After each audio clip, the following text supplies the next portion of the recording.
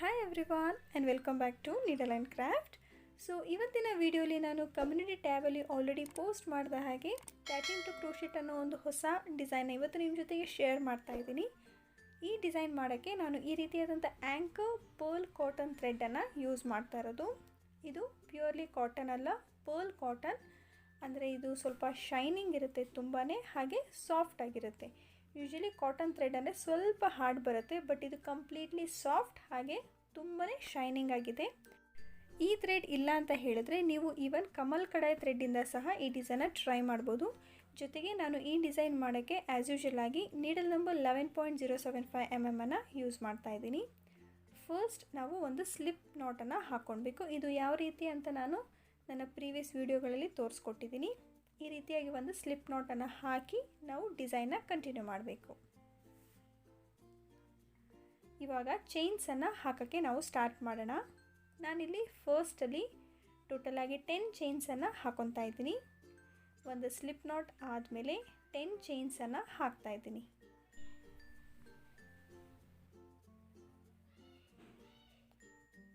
ಈ ರೀತಿಯಾಗಿ 10 ಚೈನ್ಸ್ ಹಾಕಿದ ನಂತರ ಫಸ್ಟ್ ಚೈನ್ ಒಳಗೆ ನಾನು ನೀಡಲನ್ನು ಇನ್ಸರ್ಟ್ ಮಾಡ್ಕೊತೀನಿ. ಇನ್ಸರ್ಟ್ ಮಾಡಿ ಥ್ರೆಡ್ಡನ್ನು ಆ ಎರಡು ಲೂಪಿಂದ ಒಟ್ಟಿಗೆ ಆಚೆಗೆ ಪಾಸ್ ಮಾಡ್ಕೊತೀನಿ. ಇದನ್ನು ಸ್ಲಿಪ್ ಸ್ಟಿಚ್ ಅಂತ ಹೇಳ್ತೀವಿ. ನಮಗೆ ಆವಾಗ ಒಂದು ಲೂಪಲ್ಲಿ ಫಾರ್ಮ್ ಆಯಿತು. ಈ ಲೂಪ್ ಒಳಗೆ ನಾವು ಸಿಂಗಲ್ ಕ್ರೋಶೆಟ್ಸ್ನ ಹಾಕಬೇಕು. ಸೊ ಆ ಲೂಪ್ ಕಂಪ್ಲೀಟ್ ಆಗೋವರೆಗೂ ನಾವು ಸಿಂಗಲ್ ಕ್ರೋಶೆಟ್ಸ್ನ ಹಾಕೋಣ. ಟೋಟಲಾಗಿ ಇಲ್ಲಿ ನಾನು 18 ಸಿಂಗಲ್ ಕ್ರೋಶೆಟ್ಸನ್ನು ಹಾಕ್ತಾಯಿದ್ದೀನಿ. ನೀವು ಅಷ್ಟೇ 18 ಸಿಂಗಲ್ ಕ್ರೋಶೆಟ್ಸನ್ನು ಹಾಕ್ಕೊಳ್ಳಿ. ಈ ಕಮ್ಮಿನೂ ಬೇಡ ಜಾಸ್ತಿನೂ ಬೇಡ, ಎಕ್ಸಾಕ್ಟ್ಲಿ 18 ಸಿಂಗಲ್ ಕ್ರೋಶೆಟನ್ನು ಹಾಕ್ಕೊಳ್ಬೇಕು. ಡಿಸೈನ್ ಅಂತೂ ತುಂಬಾ ಈಸಿಯಾಗಿದೆ. ಆಲ್ಮೋಸ್ಟ್ 90% ಅಷ್ಟು ನಾವು ಬರೀ ಸಿಂಗಲ್ ಕ್ರೋಶೆಟನ್ನೇ ಈ ಡಿಸೈನಲ್ಲಿ ಹಾಕೋದು. ಹಾಗಾಗಿ ಈವನ್ ಬಿಗಿನರ್ಸ್ ಕೂಡ ಇದನ್ನು ಈಸಿಯಾಗಿ ಟ್ರೈ ಮಾಡ್ಬೋದು, ಅಷ್ಟು ಸಿಂಪಲ್ ಆಗಿದೆ. ಇದೇ ರೀತಿ ಆ ರಿಂಗ್ ಕವರ್ ಆಗೋವರೆಗೂ ನಾವು ಸಿಂಗಲ್ ಕ್ರೋಶೆಟ್ನ ಹಾಕೋಣ. ಟೋಟಲಾಗಿ 18 ನಂಬರ್ ಹಾಕ್ಕೊಳ್ಬೇಕಾಗತ್ತೆ.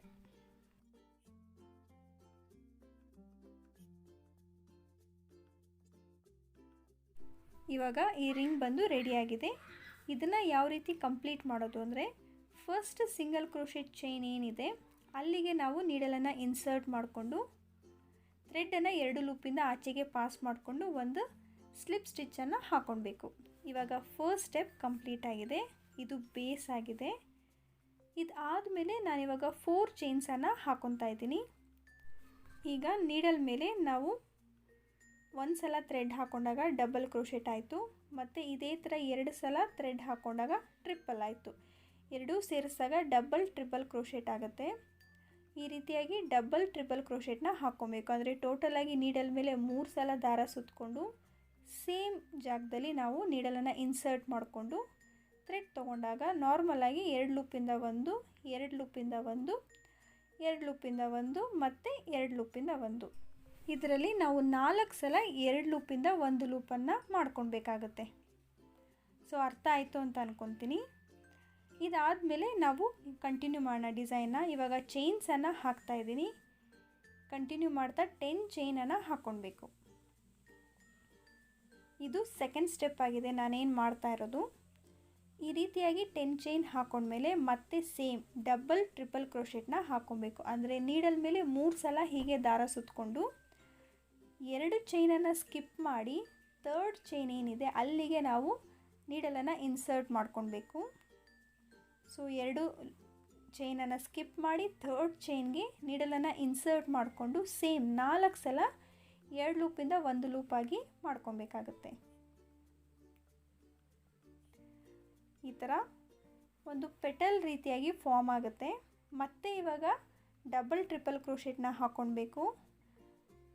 ಸೇಮ್ ಜಾಗದಲ್ಲಿ ನಾವು ನೀಡಲನ್ನು ಇನ್ಸರ್ಟ್ ಮಾಡಿಕೊಂಡು ಮತ್ತೆ ಇವಾಗ 4 ಸಲ 2 ಲೂಪಿಂದ 1 ಲೂಪಾಗಿ ಮಾಡ್ಕೊಳ್ಬೇಕು.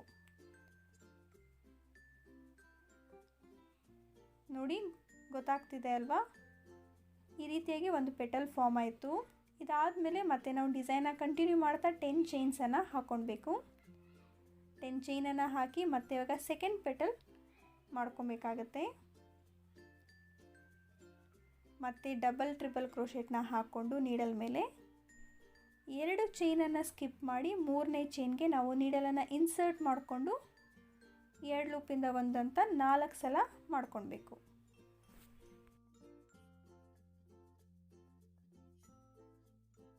ಮತ್ತು ಇವಾಗ ಡಬಲ್ ಟ್ರಿಪಲ್ ಕ್ರೋಶೆಟ್ನ ಹಾಕೋಣ. ಸೇಮ್ ಜಾಗದಲ್ಲಿ ನಾವು ನೀಡಲನ್ನು ಇನ್ಸರ್ಟ್ ಮಾಡಿಕೊಂಡು ಪ್ರೀವಿಯಸ್ ಡಬಲ್ ಟ್ರಿಪಲ್ ಕ್ರೋಶೆಟ್ ಎಲ್ಲಿ ಹಾಕಿದ್ವೋ ಅದೇ ಜಾಗದಲ್ಲಿ ನಾವು ನೀಡಲನ್ನು ಇನ್ಸರ್ಟ್ ಮಾಡಿಕೊಂಡು ಇನ್ನೂ ಒಂದು ಡಬಲ್ ಟ್ರಿಪಲ್ ಕ್ರೋಶೆಟ್ನ ಹಾಕ್ಕೊಳ್ಬೇಕು. ಈ ಥರ 2 ಪೆಟಲ್ ಫಾರ್ಮ್ ಆಗಿದೆ. ಇವಾಗ ಮತ್ತೆ ನಾವು 10 ಚೈನ್ನ ಹಾಕ್ತಾ ಕೆಳಗಡೆ 2 ಚೈನನ್ನು ಸ್ಕಿಪ್ ಮಾಡಿ 3ನೇ ಚೈನ್ಗೆ ಡಬಲ್ ಟ್ರಿಪಲ್ ಕ್ರೋಶೆಟ್ನ ಹಾಕಬೇಕು. ಇದೇ ರೀತಿ ಟೋಟಲಾಗಿ 6 ಪೆಟಲ್ಸ್ ಬರೋವರೆಗೂ ನಾವು ಡಿಸೈನ್ನ ಕಂಟಿನ್ಯೂ ಮಾಡ್ಕೊಳ್ಳೋಣ. ಟೋಟಲ್ 6 ಪೆಟಲ್ಸ್ ಹಾಕಬೇಕು. ಈ ರೀತಿಯಾಗಿ ಕಾಣುತ್ತೆ ಡಿಸೈನು. ಟೋಟಲಾಗಿ 6 ಪೆಟಲ್ಸ್ ಬಂದಿದೆ. ಲಾಸ್ಟ್ ಪೆಟಲನ್ನು ನಾನು ಫಿನಿಶಿಂಗ್ ಮಾಡೋದಕ್ಕೆ 10 ಚೈನ್ಸ್ನ ಹಾಕಿದ್ದೀನಿ. ಇದನ್ನು ಯಾವ ರೀತಿ ಎಂಡ್ ಮಾಡೋದು ಅಂದರೆ ಡಬಲ್ ಟ್ರಿಪಲ್ ಕ್ರೋಶೆಟಿನ ಲಾಸ್ಟ್ ಚೈನ್ಗೆ ನಾನು ನೀಡಲನ್ನು ಹೀಗೆ ಇನ್ಸರ್ಟ್ ಮಾಡ್ಕೊತಾ ಇದ್ದೀನಿ. ಇನ್ಸರ್ಟ್ ಮಾಡಿಕೊಂಡು ಅಷ್ಟು ಲೂಪಿಂದ ಥ್ರೆಡ್ಡನ್ನು ಒಟ್ಟಿಗೆ ಆಚೆಗೆ ಪಾಸ್ ಮಾಡ್ಕೊತೀನಿ. ಇವಾಗ ಈ ಸ್ಟೆಪ್ ಕಂಪ್ಲೀಟ್ ಆಗಿದೆ. ನೀವು ನೋಡ್ತಾ ಇರ್ಬೋದು ಆಲ್ಮೋಸ್ಟ್ ಇದು ಫ್ಲವರ್ ಶೇಪಲ್ಲಿ ಕಾಣ್ತಾ ಇದೆ. ಈಗ ಸೆಕೆಂಡ್ ಸ್ಟೆಪ್ ಕಂಪ್ಲೀಟ್ ಆಗಿದೆ. ಥರ್ಡ್ ಸ್ಟೆಪ್ ಯಾವ ರೀತಿ ಮಾಡೋದು ಅಂದರೆ ನಾನೇನು 10 ಚೈನ್ ಹಾಕಿದ್ದೆ ಅಲ್ಲ ಲಾಸ್ಟ್ ಸ್ಟೆಪ್ಪಲ್ಲಿ ಆ 10 ಚೈನ್ಗೆ ನಾವು ಸಿಂಗಲ್ ಕ್ರೋಶೆಟ್ಸ್ನ ಹಾಕ್ಕೊಳ್ಬೇಕು. ಎಷ್ಟು ಅಂದರೆ ಟೋಟಲಾಗಿ 15 ಸಿಂಗಲ್ ಕ್ರೋಶೆಟ್ಸ್ನ ಆ 10 ಚೈನ್ಗೆ ಹಾಕಿ ಅದನ್ನು ಕವರ್ ಮಾಡಬೇಕು. ನಾನು ಮುಂಚೆನೇ ಹೇಳಿದಾಗೆ ಈ ಡಿಸೈನಲ್ಲಿ ಆಲ್ಮೋಸ್ಟ್ 90% ಅಷ್ಟು ಬರೀ ಸಿಂಗಲ್ ಕ್ರೋಶೆಟ್ಸೇ ಇದೆ. ನೀವು ನೋಡ್ತಾ ಇದ್ದೀರಾ ಅದೇ ರೀತಿಯಾಗಿ ಡಿಸೈನು ಕಂಟಿನ್ಯೂ ಆಗ್ತಾ ಇದೆ. ಸಿಂಗಲ್ ಕ್ರೋಶೆಟ್ ಹಾಕೋದ್ರಿಂದ ನಾವೇನು 10 ಚೈನ್ ಹಾಕಿದ್ದೀವಿ ಅಲ್ಲ ಆ ಚೈನ್ಗೆ ಸ್ಟಿಫ್ನೆಸ್ ಕೊಡುತ್ತೆ. ಆವಾಗ ಡಿಸೈನ್ ಬಂದು ಕ್ಲೀನಾಗಿ ಒಂದು ಶೇಪಲ್ಲಿ ಬರುತ್ತೆ. ಅದಕ್ಕೋಸ್ಕರ ನಾವು ಸಿಂಗಲ್ ಕ್ರೋಶೆಟ್ಸ್ನ ಹಾಕೋದು. ಎಕ್ಸ್ಪೆಷಲಿ ಈ ಟ್ಯಾಟಿಂಗ್ ಟು ಕ್ರೋಶೆಟ್ ಡಿಸೈನಲ್ಲಿ ಇದೇ ಮೇನ್ ಪಾರ್ಟ್ ಆಗಿದೆ.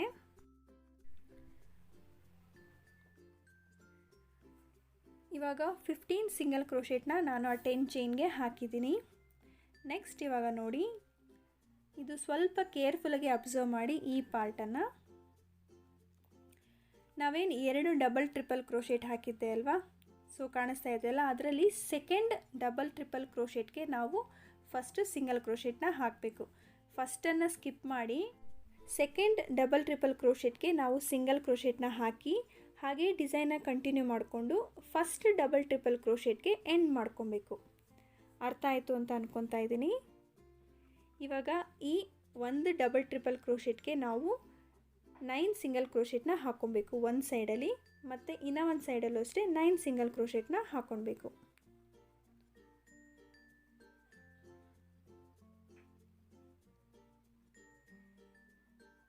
ಸೊ ಇವಾಗ ಒಂದು ಸೈಡ್ ಬಂದು 9 ಸಿಂಗಲ್ ಕ್ರೋಶೆಟ್ ಆಗಿದೆ. ಹಾಗೆ ಡಿಸೈನ್ನ ಟರ್ನ್ ಮಾಡ್ಕೊಂಡು ಇವಾಗ ಫಸ್ಟ್ ಡಬಲ್ ಟ್ರಿಪಲ್ ಕ್ರೋಶೆಟ್ಗೆ ನಾವು ಮತ್ತೆ ಇವಾಗ 9 ಸಿಂಗಲ್ ಕ್ರೋಶೆಟ್ನ ಹಾಕ್ಕೊಬೇಕು.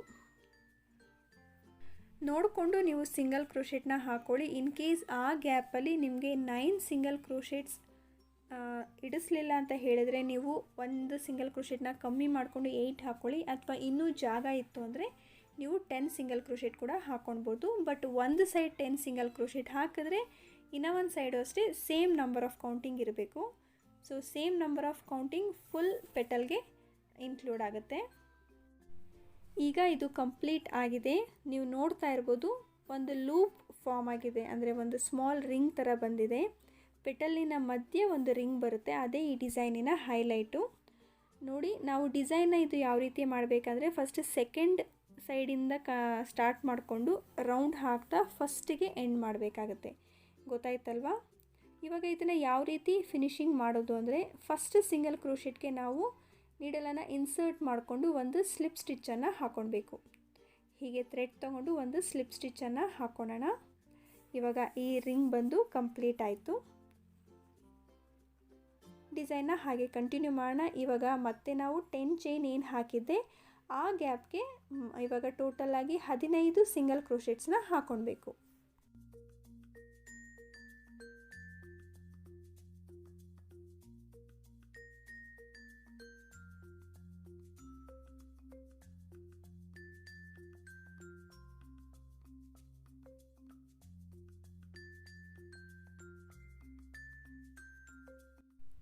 ಈಗ 15 ಸಿಂಗಲ್ ಕ್ರೋಶೆಟ್ ಆಗಿದೆ ಆ 10 ಚೈನ್ ಗ್ಯಾಪಲ್ಲಿ.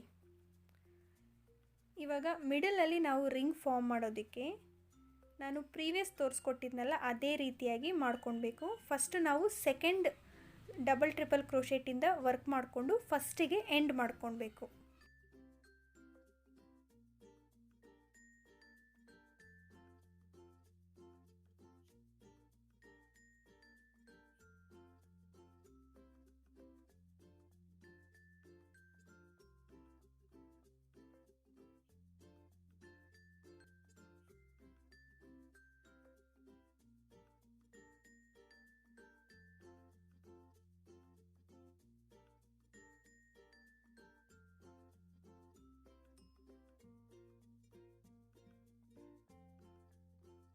ಈಗ ಇದು ಕಂಪ್ಲೀಟ್ ಆಗಿದೆ. ಇದನ್ನು ಯಾವ ರೀತಿ ಫಿನಿಶಿಂಗ್ ಮಾಡೋದು ಅಂದರೆ, ಫಸ್ಟ್ ಸಿಂಗಲ್ ಕ್ರೋಶೆಟ್ಗೆ ನಾವು ನೀಡಲನ್ನು ಇನ್ಸರ್ಟ್ ಮಾಡಿಕೊಂಡು ಒಂದು ಸ್ಲಿಪ್ ಸ್ಟಿಚ್ಚನ್ನು ಹಾಕ್ಕೊಳ್ಬೇಕು. ಆವಾಗ ಇದು ಕಂಪ್ಲೀಟ್ ಆಗುತ್ತೆ. ಇದೇ ರೀತಿ ಇನ್ನು ಮಿಕ್ಕಿದ ಪೆಟಲ್ಸನ್ನೆಲ್ಲ ಕಂಪ್ಲೀಟ್ ಮಾಡೋಣ.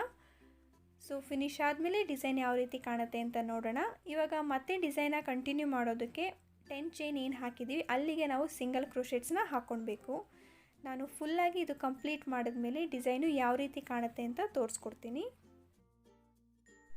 ನಾನು ಫ್ಲವರ್ಸನ್ನು 2 ಕಲರ್ಸಲ್ಲಿ ಮಾಡ್ಕೊಂಡಿದ್ದೀನಿ. ಈ ರೀತಿಯಾಗಿ ಕಾಣುತ್ತೆ ಇದು ಫುಲ್ಲಾಗಿ ಫ್ಲವರ್ ಕಂಪ್ಲೀಟ್ ಆದಮೇಲೆ. ಇದನ್ನು ಯಾವ ರೀತಿ ಅರೇಂಜ್ ಮಾಡೋದು ಅಂದರೆ, ನೀವು ಆಲ್ಟರ್ನೇಟಾಗಿ ಒಂದು ಕಲರನ್ನು ಕೂಡ ಹಾಕ್ಕೊಳ್ಬೋದು.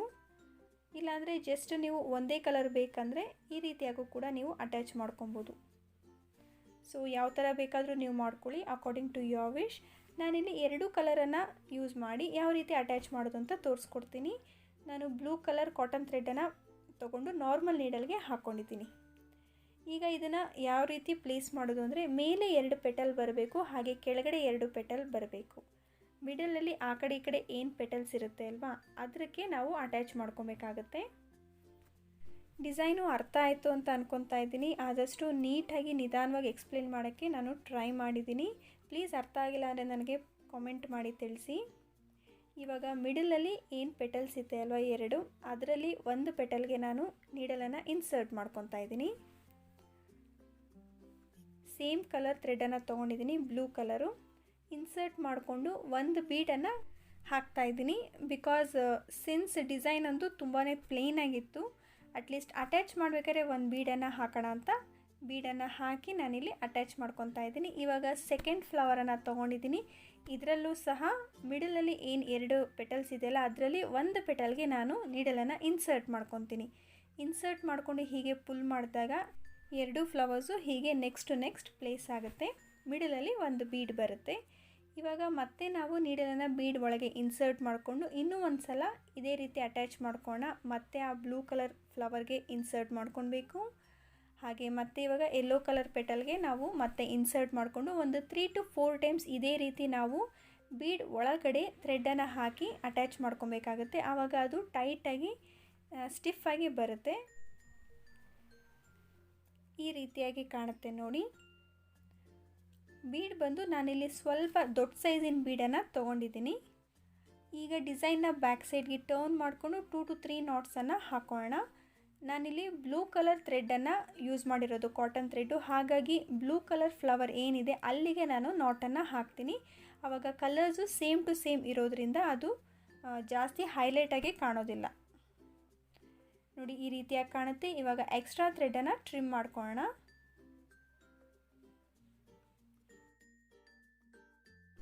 ಇದಾದಮೇಲೆ ಇವಾಗ ಮತ್ತೆ ಇನ್ನು ಮಿಕ್ಕಿದ ಫ್ಲವರ್ಸ್ ಏನಿದೆ ಅದನ್ನೆಲ್ಲ ನೆಕ್ಸ್ಟ್ ಟು ನೆಕ್ಸ್ಟ್ ಅಟ್ಯಾಚ್ ಮಾಡ್ಕೊಳ್ಳೋಣ.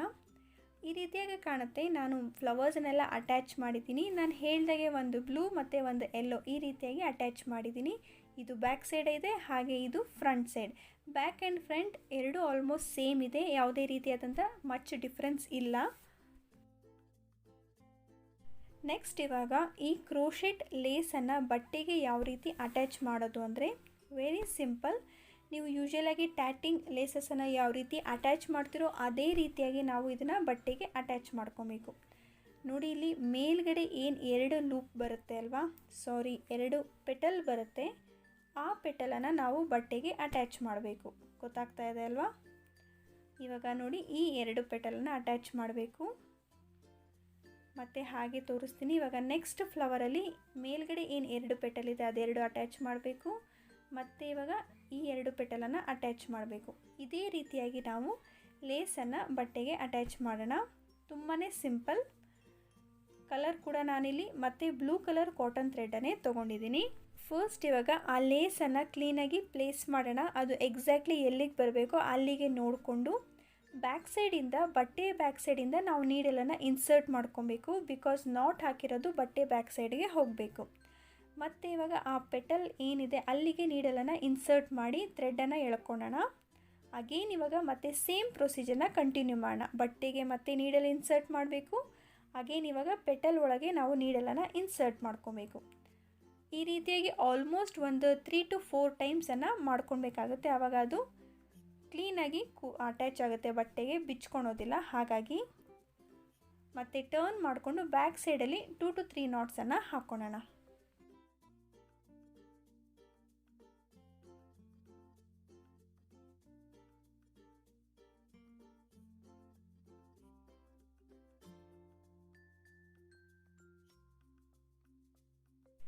ಎಕ್ಸ್ಟ್ರಾ ಥ್ರೆಡನ್ನು ಇವಾಗ ಟ್ರಿಮ್ ಮಾಡ್ಕೊಳ್ಬೇಕು. ಮತ್ತು ಇವಾಗ ನಾವು ಸೇಮ್ ಕಲರ್ ಥ್ರೆಡ್ಗೆ ನಾಟನ್ನು ಹಾಕ್ಕೊಂಡು ಇನ್ನೂ ಒಂದು ಪೆಟಲ್ ಏನಿದೆ ಅಲ್ವಾ ಮೇಲ್ಗಡೆ, ಅಲ್ಲಿಗೆ ಸೇಮ್ ಪ್ರೊಸೀಜರ್ನ ಫಾಲೋ ಮಾಡ್ತಾ ಬಟ್ಟೆಗೆ ಅಟ್ಯಾಚ್ ಮಾಡ್ಕೊಳ್ಳೋಣ. ನಾಟ್ ಬಂದು ಬ್ಯಾಕ್ ಸೈಡ್ಗೆ ಬರೋ ರೀತಿ ನಾವು ನೀಡಲನ್ನು ಇನ್ಸರ್ಟ್ ಮಾಡ್ಕೊಬೇಕು. ಈ ಫ್ಲವರ್ ಬಂದು ಬ್ಲೂ ಕಲರ್ ಇದ್ದಿದ್ದರಿಂದ ನಾನು ಬ್ಲೂ ಕಲರ್ ಕಾಟನ್ ಥ್ರೆಡನ್ನು ತೊಗೊಂಡಿದ್ದೀನಿ. ನೆಕ್ಸ್ಟ್ ಫ್ಲವರ್ಗೆ ನಾನು ಯೆಲ್ಲೋ ಕಲರ್ ಕಾಟನ್ ಥ್ರೆಡ್ಡಿಂದ ಫಿನಿಶಿಂಗ್ ಮಾಡ್ತೀನಿ. ಆವಾಗ ಅದು ನೀಟಾಗಿ ಫಿನಿಶಿಂಗ್ ಬರುತ್ತೆ. ಆದಷ್ಟು ನೀವು ಮ್ಯಾಚಿಂಗ್ ಕಲರ್ ಕಾಟನ್ ಥ್ರೆಡ್ಡನ್ನು ಯೂಸ್ ಮಾಡಿ. ಆವಾಗ ನೀಟಾಗಿ ಕ್ಲೀನಾಗಿ ಕಾಣುತ್ತೆ ಡಿಸೈನು.